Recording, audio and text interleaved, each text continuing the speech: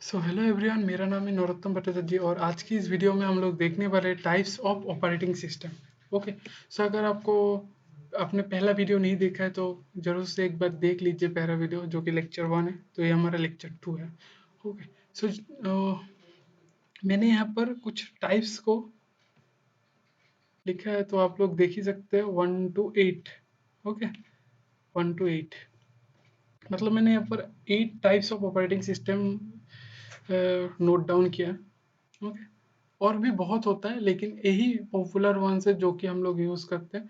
First one is batch operating system, next one is multi program operating system, multitasking, real time, distributed, multi process, embedded and then PC. Okay. So चलिए देखते हैं what is batch operating system. So batch operating system, in this system user don't interact with the computer directly. मतलब जो computer होता है उसके साथ हम लोग यूजर जो होता है जो कि वो यूज करता है वो डायरेक्टली इंटरेक्ट नहीं करता। वो क्या करेगा, वो उसका जो जॉब होगा वो कुछ जॉब परफॉर्म करेगा। जॉब मतलब कुछ वर्क करेगा, कुछ जो प्रोग्राम होगा वो पहले ऑफलाइन में करेगा। ऑफलाइन एक डिवाइस होता है जिसका नाम क्या होता है, पंच कार्ड, उस पे करेगा। ओके। पंच कार्ड में उसका जो जॉब है वो पंच कार्ड में जैसे हम लोग कुछ डॉट डॉट जीरो डॉट 0101 ऐसे करके कर सकते हो पंच कार्ड यूज करके। तो वो यूजर उस पर परफॉर्म करेगा लेकिन वो कंप्यूटर के अंदर नहीं होता, वो ऑफलाइन होता है। और ये बैच ऑपरेटिंग सिस्टम एक ऐसे नहीं है जैसे कि हमारा पीसी मोबाइल फोन, ऐसा नहीं है। ये बहुत बड़ा होता है एक ऑपरेटिंग सिस्टम। इसको मैनेज करना इतने इजी भी नहीं होता। ओके। तो उसके अंदर एक पंच कार्ड बोल के एक होता है डिवाइस जिसके अंदर हम लोग डेटा को स्टोर कर सकते हैं। वो स्टोर करके वो क्या करेगा, उसको सबमिट करेगा। जो यूजर होगा वो सबमिट करेगा to the computer operator. Computer operator जो होगा उसके पास उसको सबमिट करेगा। ओके। सो ये दो चीज याद रखेगा आप कि पंच कार्ड होता है एक, और एक वो क्या करेगा उसमें डेटा को असाइन करेगा और उसको ऑपरेटर को सबमिट करेगा। ओके। सो ये होता है काम बैच ऑपरेटिंग सिस्टम में। और बैच ऑपरेटिंग सिस्टम का जो मेन थिंग होता है वो क्या होता है, जैसे कि नेम है बैच, मतलब एक बैच होता है और उसको हम लोग ऐसे में एक ग्रुप होता है। ओके। तो अगर हमें कुछ करना है, जैसे कि अगर मैं आपको लेमन लैंग्वेज में एक एग्जांपल देना चाहता हूँ कि जैसे कि प्रिंट है। तो आपको प्रिंट करना है, बहुत सारा प्रिंट आपको करना है, तो आप क्या कर सकते हैं, प्रिंट का एक ग्रुप बना सकते हैं। ओके। प्रिंट का एक ग्रुप बना के वो एक प्रोग्राम ट्रीट करेगा, तो वो प्रोग्राम आप इस ऑपरेटिंग सिस्टम में दे देंगे तो वो एक के बाद एक प्रिंट करता जाएगा। लेकिन जब तक वो प्रिंट कंप्लीट नहीं होता तब तक और एक प्रोग्राम उसको इंटरप्ट नहीं कर सकता। ओके। तो ऐसा होता है जैसे कि फिल्म में एक डायलॉग होता है, अगर मैंने कमिटमेंट कर दी तो मैं किसी का नहीं सुनता। सेम यहाँ पर अगर इसने एक बार स्टार्ट कर दिया एक प्रोग्राम, जब तक वो कंप्लीट नहीं होता नेक्स्ट प्रोग्राम उसके बीच में आ नहीं सकता। मतलब प्रिंट होते होते अगर आपको कुछ डेटा लेना है तो वो नहीं हो सकता। अगर आपको कुछ अलग ही कुछ करना है तो वो आप नहीं कर सकते, और एक कैलकुलेशन करना है वो आप नहीं कर सकते। ओके। तो जनरली वही यहाँ पर लिखा है मैंने, ग्रुप होता है इसमें, हम लोग ग्रुप करके देते हैं। तो जनरली हमारा जो बैंक स्टेटमेंट होता है, इन रियल लाइफ एग्जांपल अगर मैं देना चाहता हूँ आपको तो देता हूँ, तो बैंक स्टेटमेंट हो जाएगा आपका। ओके, इसका एक रियल टाइम एग्जांपल। और अगर मैं कंप्यूटर साइंस के लैंग्वेज में बोलूँ, डॉस आर्किटेक्चर जो होता है, जो डॉस सिस्टम होता है ऑपरेटिंग सिस्टम, वो भी एक बैच ऑपरेटिंग सिस्टम का एग्जांपल होता है। IBM/2 जो है वो भी एक बैच ऑपरेटिंग सिस्टम का एग्जांपल होता है। ये होता है बैच ऑपरेटिंग सिस्टम। नेक्स्ट आ गया हमारा मल्टी प्रोग्राम ऑपरेटिंग सिस्टम। तो एज द नेम से मल्टी प्रोग्राम मतलब कि एक साथ। ओके। एक प्रोग्राम, दो प्रोग्राम, तीन प्रोग्राम, ऐसे करके बहुत सारा प्रोग्राम एक साथ रन हो सकता है मल्टी प्रोग्राम में। It has ability to execute multiple program with using of one processor machine. So एक प्रोसेसर मशीन यूज करके बहुत सारा प्रोग्राम रन कर सकता है। If a single processor get to wait for IO transfer then other program are always ready to CPL utilisation. जैसे कि operating system का मेन जो एम है वो होता है CPU को यूटिलाइज करना। मतलब CPU ऑलवेज कुछ ना कुछ करता रहे, यही होता है ऑपरेटिंग सिस्टम का काम, कि ऑपरेटिंग सिस्टम कुछ ना कुछ काम कर पाता रहता है CPU से। ओके। तो अगर एक प्रोग्राम हमने रन किया P1 और उसको कुछ इनपुट चाहिए, जैसे कि उसको हमने इसके अंदर AC प्रोग्रामिंग है, इसके अंदर स्कैनएफ दिया, और ऐसे बहुत सारा प्रोग्राम हमने रन किया तो उसके भी स्कैनएफ चाहिए। तो ये जब तक स्कैनएफ लेके कंप्लीट ना हो जाए तब तक ये रुका नहीं रहेगा। अगर एक पीटो प्रोग्राम है जिसको कुछ नहीं चाहिए और उसके नीचे ही है तो ए रन हो जाएगा उसी टाइम पे, ठीक है। तो इसको वेट, ये वेट करता रहेगा, इसको वेट नहीं करना पड़ेगा, तो ये अच्छा हो गया ना, हमारे पास हमारा टाइम कंज्यूम हो गया। एक ही टाइम पे जो ए एग्जीक्यूट हो रहा था, इसको कुछ इंस्ट्रक्शन आया कि हाँ तुम्हें इनपुट आउटपुट चाहिए, कुछ इनपुट चाहिए, कुछ स्टोर करना है, तो ये रुक जाएगा, नेक्स्ट प्रोसेस एग्जीक्यूट हो जाएगा। तो ये होता है मल्टी प्रोग्राम में, एक से ज़्यादा प्रोसेस रन हो सकता है एक ही प्रोसेसर और एक ही मशीन के अंदर, ओके। जैसे कि हम लोग लिनक्स कह सकते हैं, लिनक्स में Linux is a multi program operating system, okay. Next हम लोग चलते हैं मल्टी टास्किंग। ये मल्टी प्रोग्रामिंग जैसा ही होता है लेकिन एक्सेप्ट मल्टी प्रोग्रामिंग नहीं होता, ओके। इसमें कुछ डिफरेंस होता है, ओके। ये भी ऐसे ही होता है मल्टी प्रोग्रामिंग के जैसे होता है, जैसे कि एक साथ बहुत सारा प्रोग्राम एक साथ एग्जीक्यूट होता है, सेम यहाँ पर भी होता है, लेकिन क्या होता है, स्विचिंग होता है प्रोग्राम का, ओके। यहाँ पर मैंने लिख के रखा है स्विचिंग। तो प्रोग्राम का स्विचिंग होता है, सीपीयू एग्जीक्यूट मल्टीपल जॉब, मतलब मल्टीपल प्रोग्राम एग्जीक्यूट करे बाय स्विचिंग, मतलब एक के बाद और एक प्रोग्राम इतना जल्दी स्विच होता है कि आप पकड़ ही नहीं पाएंगे कि हाँ ये प्रोग्राम मतलब स्विच हो रहा है या फिर ये इससे अलग एक प्रोग्राम में जा रहा है। तो आप लोग अगर यूज भी करते हैं तो आपको पता ही नहीं चलेगा कि स्विचिंग भी हो रहा है इसके अंदर, इतना फास्ट होता है, एक प्रोग्राम से और एक प्रोग्राम में बहुत जल्दी स्विच हो जाता है। We assign time to every task, ये भी याद रखने का बात है कि मल्टीटास्किंग ऑपरेटिंग सिस्टम में हम लोग क्या करते हैं, हम लोग एक टास्क और एक प्रोग्राम को, एक प्रोसेस को कुछ क्या कर देते, टाइम असाइन कर देते कि इस टाइम के अंदर ये प्रोग्राम एंड होना चाहिए। अगर एंड मतलब इस प्रोग्राम का लिए ए टाइम है, मतलब अगर मैंने दे दिया कुछ नैनो सेकंड इस प्रोग्राम को दे दिया और एक नैनो सेकंड उस प्रोग्राम को दूंगा, तो एक साथ दो प्रोग्राम चल सकता है, ओके। सो एक सेकंड में बहुत सारा प्रोग्राम एक साथ एग्जीक्यूट हो जाएगा। तो ऐसे करके होता है, जिसीलिए क्योंकि हम लोग यहाँ पर टाइम दे रहे हैं, वी असाइन टाइम, सो इसीलिए इसको हम लोग टाइम शेयरिंग ऑपरेटिंग सिस्टम भी कहते हैं, ओके। और इसका जो रिस्पॉन्स टाइम है बहुत ही हाई है, मतलब अगर हमारे पास 10 प्रोग्राम है और पहले प्रोग्राम रन होता है, उसके बाद सेकंड प्रोग्राम, उसके बाद थर्ड, बहुत टाइम लग जाएगा 10 नंबर प्रोग्राम में आने में, ओके। तो मल्टीटास्किंग में क्या होता है, वो पहले प्रोग्राम का कुछ पार्ट पहले एग्जीक्यूट होगा, सेकंड प्रोग्राम का कुछ पार्ट पहले एग्जीक्यूट होगा, थर्ड प्रोग्राम का कुछ पार्ट एग्जीक्यूट, ऐसे कर करके हमारा लास्ट जो 10 नंबर प्रोग्राम उसका भी कुछ पार्ट एग्जीक्यूट हो जाएगा। तो इससे हमारा रिस्पॉन्स टाइम बढ़ गया उस प्रोग्राम का, ओके। देन एग्जाम्पल अगर हम लोग देखते हैं, Microsoft Windows is example of multitasking operating system.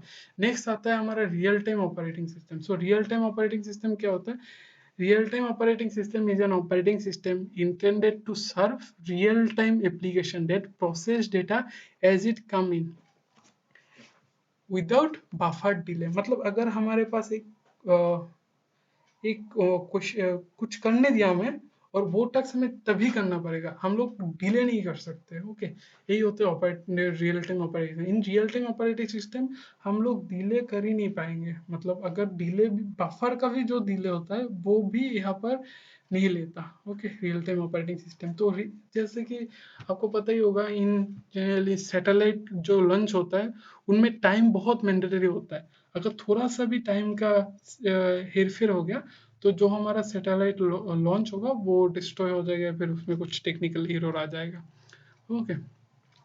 So real time operating system में हमें रिस्पॉन्स जो होता है वो रैपिड रिस्पॉन्स टाइम होता है, मतलब बहुत ही जल्दी उसका रिस्पॉन्स देता है, किसको, यूजर को। अगर हम लोग real time operating system use करते हैं तो बहुत ही जल्दी, मतलब पिको सेकंड में हम लोग उसका जो रिजल्ट है वो देख सकते हैं, okay. They are broadly those are broadly divided into two types. Okay. Generally, so this is those. Okay. Those are broadly divided into two types. One is hard real time, another one is soft real time. Hard real time क्या होता है, अगर हम लोग time जो है, जो task है वो अगर टास्क भी completed on टाइम, अगर हम टाइम में ही कंप्लीट करते हैं उसको हम लोग हार्ड रियल टाइम कहते हैं। अगर वो जो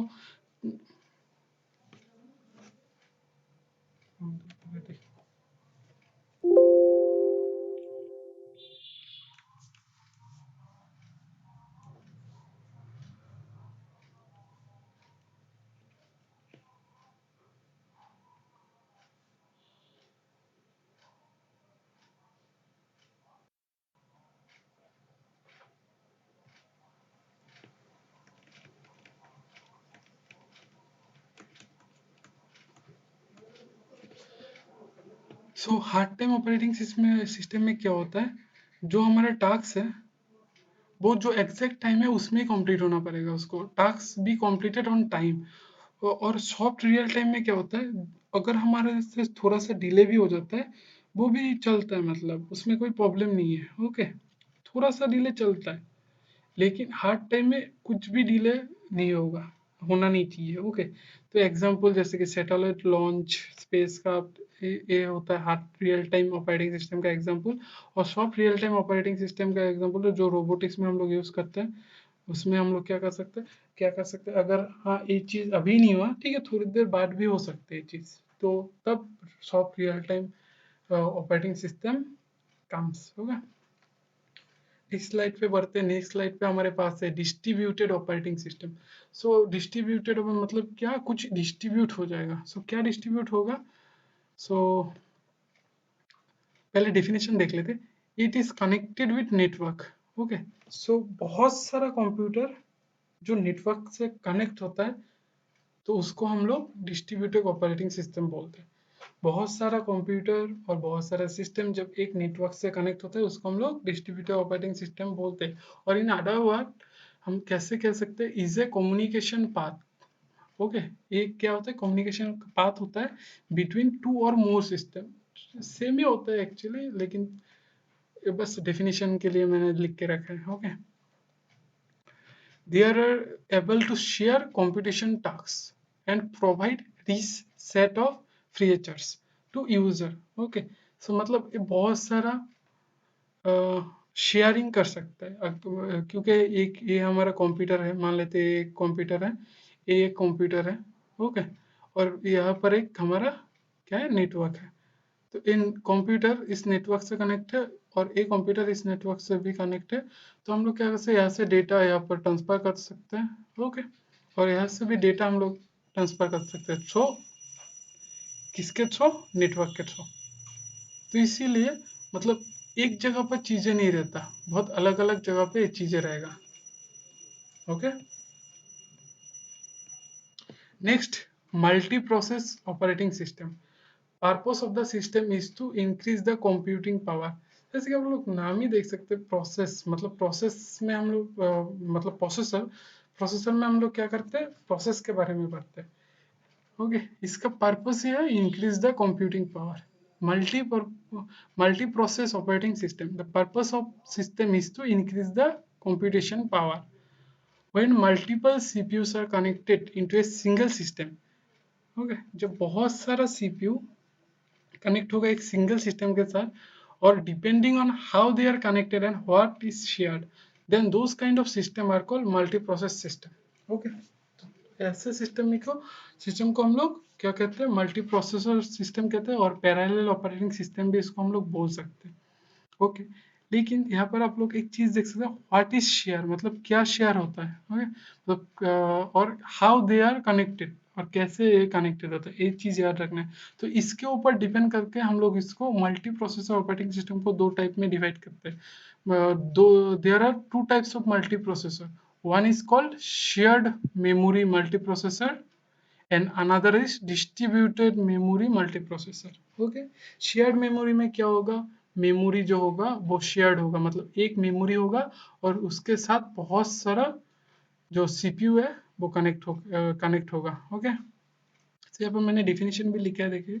इन shared memory multiprocessor all the CPU share the common memory, मतलब एक मेमोरी और बहुत सारा सीपीयू उससे कनेक्ट होगा, जो कि मैंने बताया अभी जस्ट। ओके, और डिस्ट्रीब्यूटेड मेमोरी मल्टी प्रोसेसर में क्या होता है, every CPU has it own private memory, मतलब एक सीपीयू है, इसके पास इसका खुद का मेमोरी है, और एक सीपीयू है, इसके पास इसका खुद का मेमोरी है। ओके, सो अभी जो रियल टाइम में विंडोज और लिनक्स, ये दोनों ही मल्टी प्रोसेसर सपोर्ट करते हैं, multi processor operating system support करते हैं। ओके, नेक्स्ट आता है हमारा एम्बेडेड ऑपरेटिंग सिस्टम। तो एम्बेडेड ऑपरेटिंग सिस्टम तो आपको पता ही होगा, अगर नहीं भी पता है तो वो बहुत ही इजी होता है। It is system design to perform a particular work, मतलब अगर आपको एक ही काम करना है तब आप लोग क्या कर सकते हैं, एम्बेडेड ऑपरेटिंग सिस्टम डिजाइन करता है। जब आपको बस एक ही टास्क परफॉर्म करना है, एक से ज़्यादा नहीं। Okay, so it don't accept user install software, क्योंकि एक बार यूज होता है और एक ही मतलब एक बार यूज नहीं होता, मतलब उसके अंदर एक ही वर्क परफॉर्म होता है, इसीलिए उसको हम लोग यूजर इंस्टॉल सॉफ्टवेयर जो होता है, जैसे कि हमारे मोबाइल फ़ोन में बहुत सारा सॉफ्टवेयर होता है, ऐसा कोई भी सॉफ्टवेयर हम लोग इसमें इंस्टॉल नहीं कर सकते। ओके, दैट इज इसको हम लोग ऐसे भी बोल रहे हैं, no untrusted software will even run on it. इसके अंदर हम लोग कोई भी अनटस्टेड सॉफ्टवेयर इंस्टॉल ही नहीं कर सकते, हमारा खुद का जो सॉफ्टवेयर होगा वो यूज ही नहीं कर सकते। टिपिकल एग्जांपल और जनरली जो हम लोग रियल लाइफ में यूज करते हैं, माइक्रोवेव ओवन, टेलीविजन, डीवीडी और स्मार्ट वॉच। सो इनमें इनका बेसिकली एक ही काम होता है जिसके लिए ये सब कुछ बनाया गया है। ओके, स्पेसिफिक टास्क के लिए ये बनाया गया है, इसके अलावा ये कोई भी एक्स्ट्रा काम नहीं कर सकता। You can not download new application in your micro oven. So ये आपको पता ही होगा, क्योंकि आप लोग कोई भी एक्स्ट्रा चीज इसमें इंस्टॉल नहीं करा, इसीलिए हम ऊपर हम लोग ने लिखा है इधर यूजर इंस्टॉल सॉफ्टवेयर होता है। ये क्या होता है, यूजर इंस्टॉल जो सॉफ्टवेयर होता है वो यहाँ पर एक्सेप्ट नहीं होता, मतलब आप लोग इंस्टॉल ही नहीं कर सकते। Since all the software is in ROM, because सब कुछ रोम में सेव होता है, आप लोग कैसे सेव करेंगे उसको। ओके, जनरली इसका अगर हम लोग कुछ ऑपरेटिंग सिस्टम लेते हैं, QNX and VX word are the popular domain of embedded operating system. Okay, next the and the last one is our personal computer operating system, also known as PC. Okay, PC operating system. Modern computer that supports multi-program, often with dozens of programs, start up at boot time. So आज का जो computer है उसमें हम लोग बहुत सारा programme, मतलब डॉजन्स ऑफ प्रोग्राम हम लोग एक साथ रन कर सकते हैं। That means it support multi programming. और इसका जॉब भी क्या होता है, their job is to provide good support to a single user. PC generally इसके लिए बनाया गया होता है, मतलब एक कंपनी के लिए नहीं होता है, ये खुद के लिए होता है। अगर आप उसको यूज कर ले सिंगल यूजर के लिए बेस्ट होता है। ओके, इसको बनाया गया है सिंगल यूजर के लिए PC. Next, they are widely use for word processing, जैसे कि word file, MS word, MS excel, ये सब कुछ के लिए हम लोग इसको यूज कर सकते हैं वर्ड प्रोसेसिंग के लिए। स्प्रेडशीट जैसे कि XML, एक्सेल, इन सब के लिए हम लोग यूज कर सकते हैं। पावर पॉइंट, सब कुछ आ जाता है इसके अंदर। और इंटरनेट एक्सेस के लिए पीसी बहुत इजी होता है इंटरनेट एक्सेस करने के लिए। और generally the common examples are, जो कि आप लोग को पता ही होगा, लिनक्स, विंडोज, विस्टास, ये सभी आज का पीसी में आता है ऑपरेटिंग सिस्टम। ओके, तो ये पीसी के अंदर आ जाता है। तो यही था आज का हमारा वीडियो। अगर आपको वीडियो अच्छा लगा तो लाइक, शेयर और सब्सक्राइब जरूर करिए। और अगर आपका कुछ क्वेरी है तो आप जरूर कमेंट बॉक्स में कमेंट कर सकते हैं। Thank you.